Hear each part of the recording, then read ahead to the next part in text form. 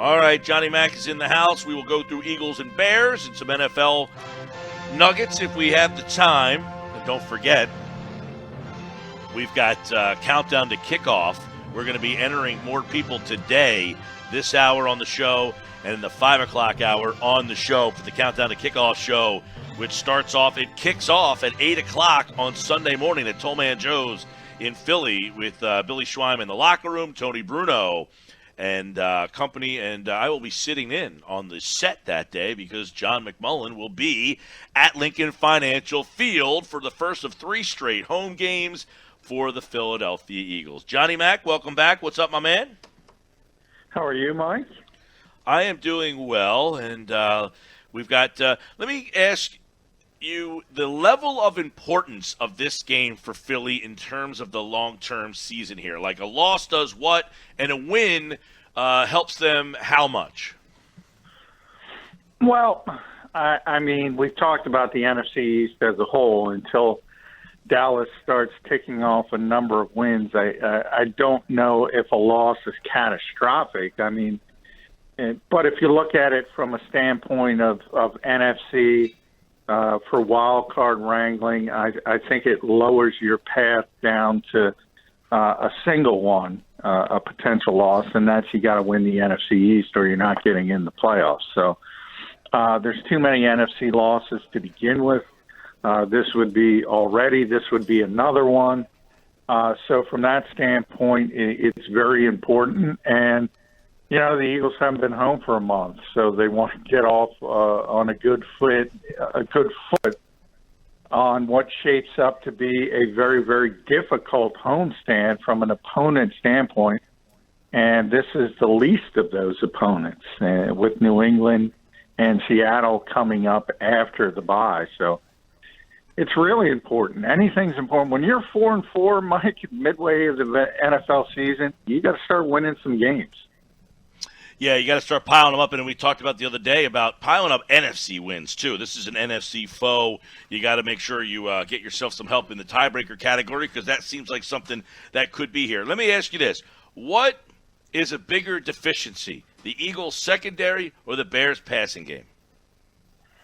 It's a good question. I think it would be a battle of heavyweights.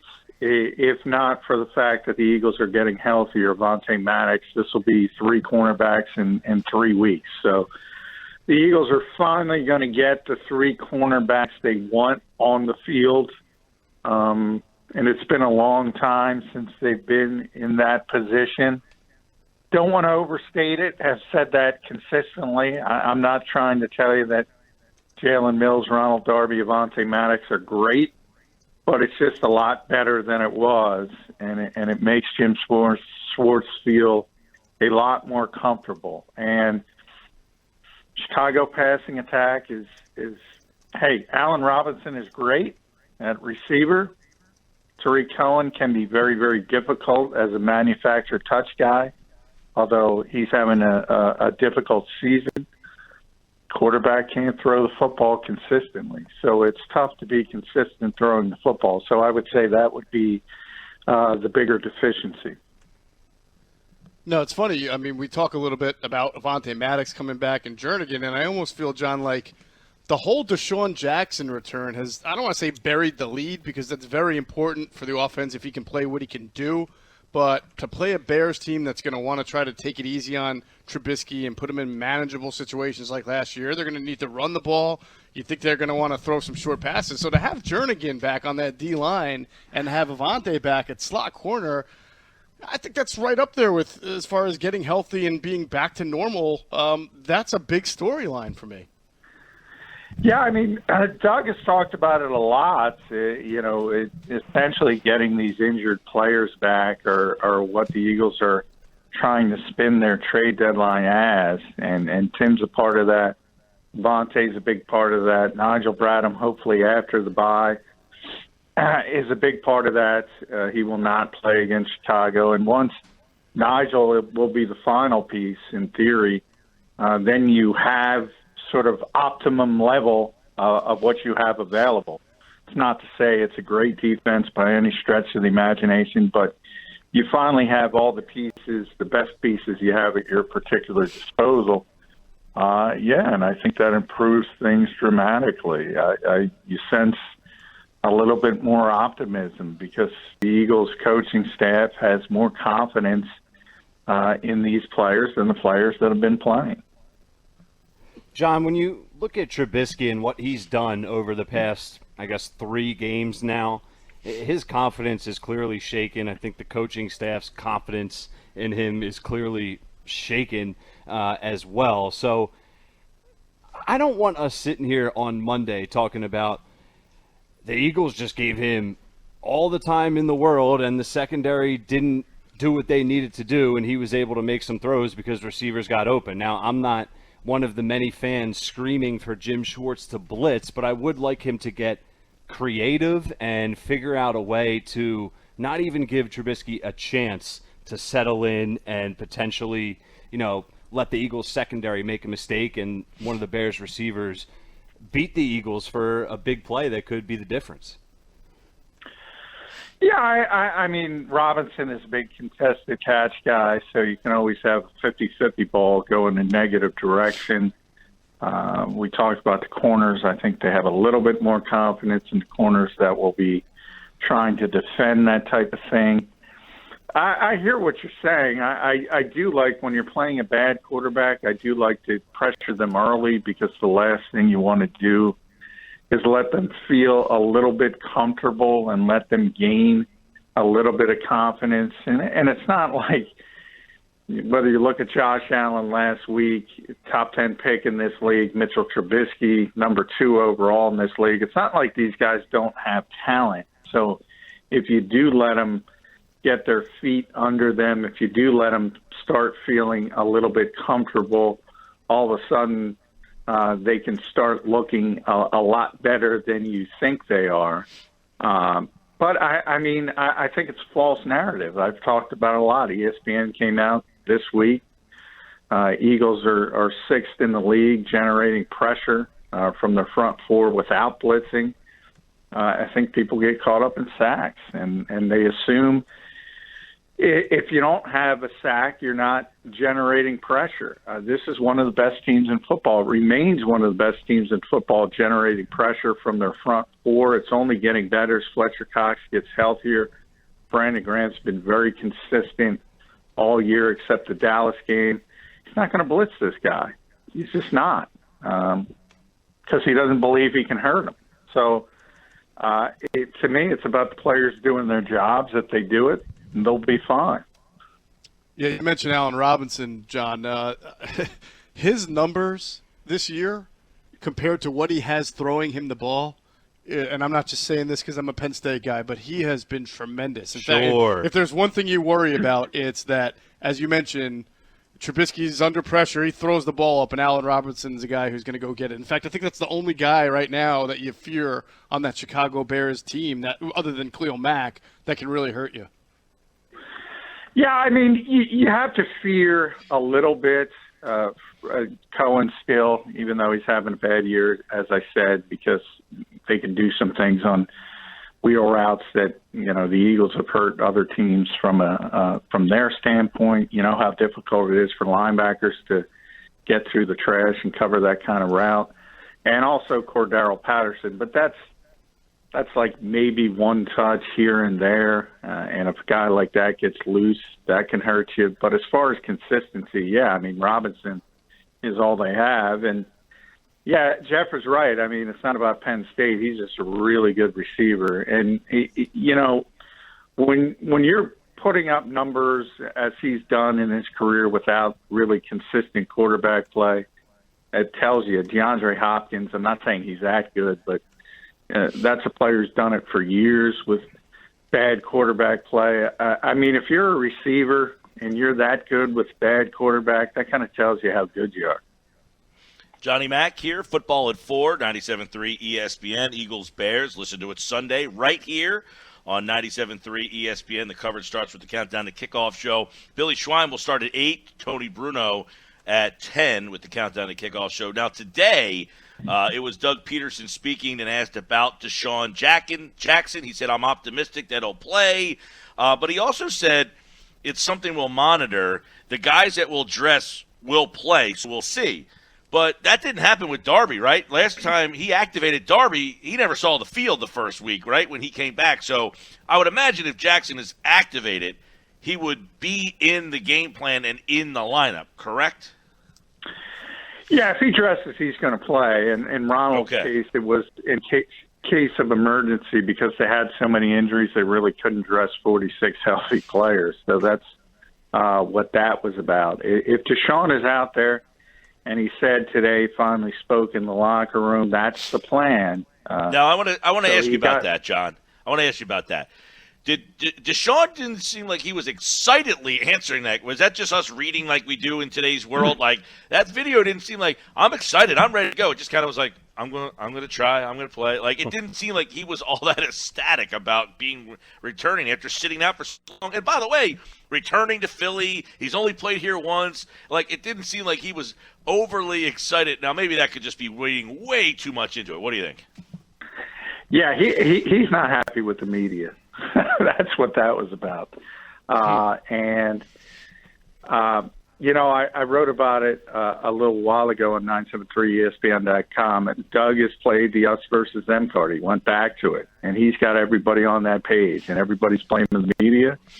And DeSean's one of those guys. We saw him Tuesday. He said, I'm going to talk Thursday. Thursday shows up. He said, not yet.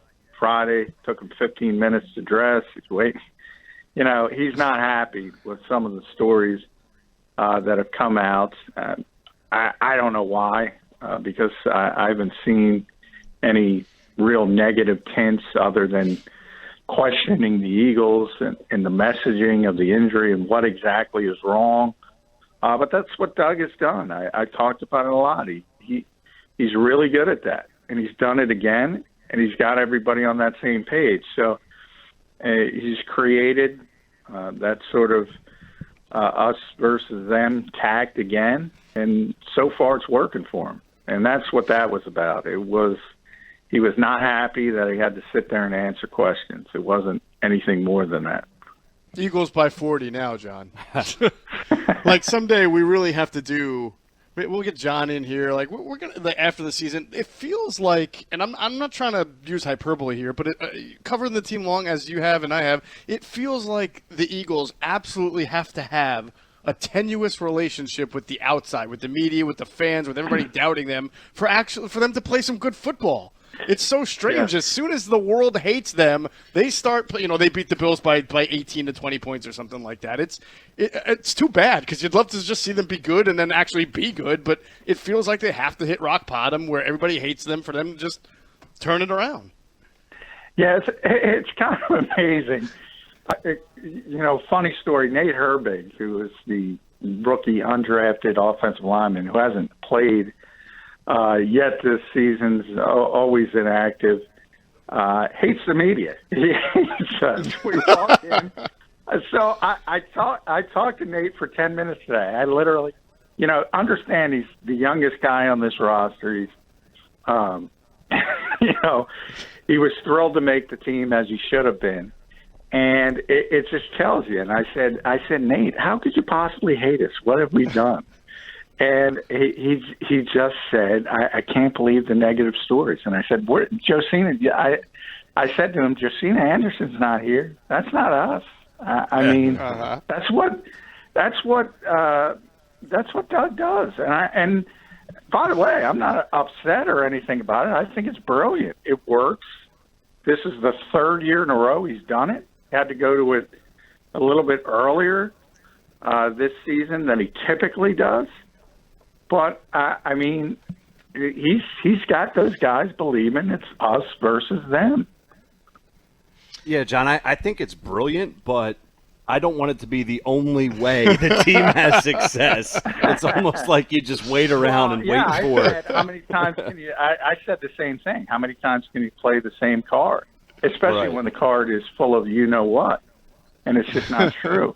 John Belichick is a master of it, and he's been doing it for years. A lot of people don't realize about him. They think he's no nonsense, but you remember before they played the Eagles in the Super Bowl in 2004, he was like, oh, well, there's this parade down he had a meeting, right? Yeah. And is there, well, apparently there's a parade down Broad Street on Monday, folks, and here's where it started. And he went through every street in Philadelphia it was supposed to stop at. And, of course, the Patriots he got win. the plans for the parade, and he showed it to his team.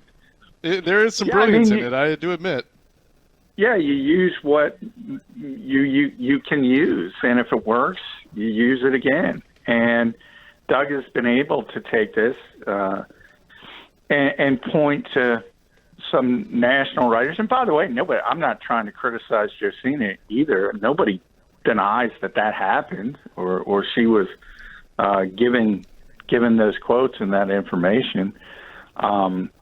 It's just a way you motivate, and as I said, in a lot of ways, it is brilliant. And if it turns this team around, you got to give the head coach credit. Real quick, it's funny because Ryan just showed me a tweet from Josina Anderson that had to do with Josh Gordon, and I know you tweeted the other day just simply no, and you said on the show before anybody asked no. That was my Ken Wisenhunt tweet the other night, too. Is there any indication that the Eagles have any interest, I guess I should say? No. There's a lot of things with Josh, and remember what they just went through with Orlando Scandrick and the fact that obviously it's not Orlando's never had any addiction issues or anything like that, but he's a veteran player who is, very comfortable in his own skin and has obviously strong opinions. And I don't think they want that kind of presence after they saw what can happen. So that's number one. Number two is you do have the significant issues. And from addiction issues, and from a football standpoint, I think, and, this is how it was explained to me behind the scenes as well. Look, when DeSean Jackson is out there, this team is better offensively. They're more comfortable, obviously, using 11 personnel, 3 wide receiver sets. But if he is not capable of playing, then they feel their best way to win is to play more 2 tight ends and get Dallas Goedert on the field. So whether you talk about Mac Hollins or you talk about J.J. Arcega-Whiteside or you talk about Robbie Anderson or you talk about any other receiver, you saw how good Emmanuel Sanders was for the 49ers last night. Josh Gordon, throw him in that mix. The Eagles feel, as they are currently constructed, that their best way to be successful, if they don't have DeSean Jackson, is to have more Dallas Goedert on the field. So that's how they think of it. So they don't necessarily want what you, and by you I'm saying the fans, think they want. They're happy with Dallas Goedert, and they're very excited about Dallas Goedert. Okay, well, are they happy enough with what's the kid's name, Avery, who they just traded for? I was surprised by one of Doug's answers today about Avery because it kind of seemed like, all right, he's just a kind of developmental guy, but he's like, when you make a move for a player, you have to try to find a spot to get him on the field. So do we anticipate that he has a role on this team as soon as this weekend? Yeah, I was surprised by Gennard himself on Wednesday. Said he's in the game plan, wow. Which, Jim now, Schwartz probably yelled can I at ask you him this? for that. Jeff brought up something. Real quick, Josh Gordon has been claimed. Not Buffalo. By the Buffalo Bills or no? No, not Buffalo. Oh, not Buffalo. All right. Okay. That was just a rumor. Go ahead. Rumor into it. Jeff brought up, are they looking at Avery as similar to Osman? In usage, how you can move him around.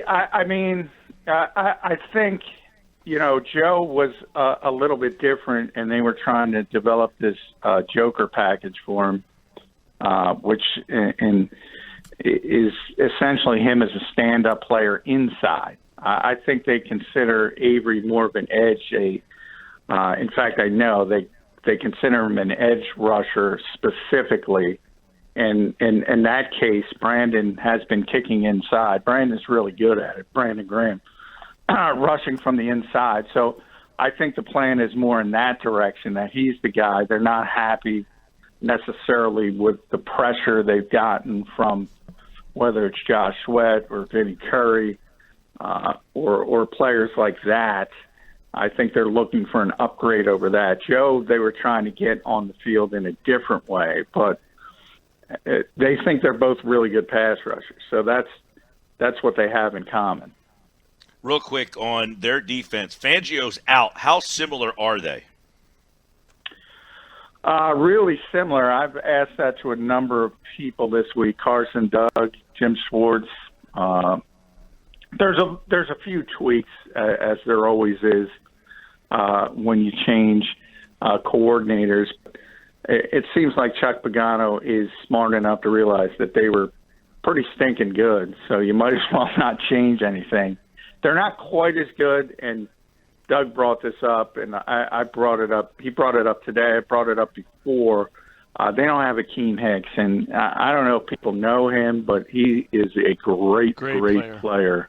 And he's on injured reserve, and that has hurt them from a run stuffing standpoint. Just dominates inside. He's in. You talk about Aaron Donald and Fletcher Cox, and they're at the top of the defensive tackle world, but a guy like Hicks is right behind him, the top 5 in this league. Really good player, and he's on injured reserve. So I think that explains the slight downtick more than anything else. John McMullen, of course, Football at 4. We do it every day. We've been doing it for years. And, of course, you hear him on 97.3 ESPN during the countdown to kickoff. John's official pick at this Eagles-Bears game, for this Eagles-Bears game. I think it's a great spot for the Eagles coming home after being on the road for so long. I think the building is going to have a lot of juice in it. And Mitchell Trubisky is the quarterback on the opposite side. And it's not only a bad quarterback, but it's a bad quarterback having a crisis of confidence. So I think the Eagles win this one 24-16. 24-16, 24-16 at J.F. McMullen. He likes the Eagles to get to 5-4. Here we go. It would be an interesting down the stretch. They come with a bye week, and then the Patriots, who, by the way, the reports out of New England that they let Gordon go. Poor work ethic is what they're reporting. I can tell you via a leak source that the Eagles are not the team that claimed Josh Gordon. Okay, so he is out. Yeah. Of Philadelphia. By the way, Shocker. Never in. I know. It's a complete shocker. All right, John, man, we'll talk to you. All right, thank you, guys.